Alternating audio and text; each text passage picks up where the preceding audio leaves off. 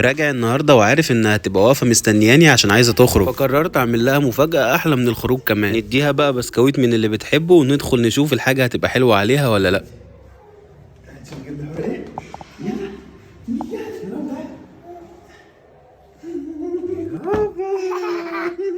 جبت لها بقى فستان قمر زيها عشان تخرج وتتصور صور كتير قوي، وطبعا الخروجه ما تكملش غير بوجود عمها، ما تعرفش تخرج خلاص من غيره. خدها بقى وقعد يصورها صور كتير جدا جميله، والنجمه واقفه وفاهمه وعارفه انها بتتصور.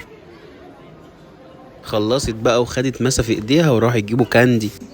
اروح احاول امشيهم وهم ولا هنا ولا كاني موجود، فقلت لهم طيب ماشي انا هسيبكم وامشي. ودي بقى شافتني ماشي بجد وطلع الجري ورايا، يا بابا خد يا بابا كنت بهزر، خلاص بقى ما تبقاش عيل صغير كده. ولا عبرتهم برضو لحد ما ياسر راح خدهم وقال لهم تعالوا انا هدخلكم الملاهي. بس للاسف على ما روحنا كانت خلاص قفلت. نحاول بقى نقنعهم بكده ولا هم هنا، تقول لي افتحها لي تاني ماليش دعوه. لا وكمان ما عجبتهاش اللعبه اللي كنا مقعدينها عليها كده وكده، قالت لي وديني عند ماس انا عايز العب معاها. بس الحمد لله خلاص اقنعناهم اننا لازم نمشي. قول لي بقى ايه رايك في الاوتفيت الجميل بتاع حوري الجديد ده، وما تنساش تحط لها قلب وتعمل لها فولو لو لسه مش متابعها.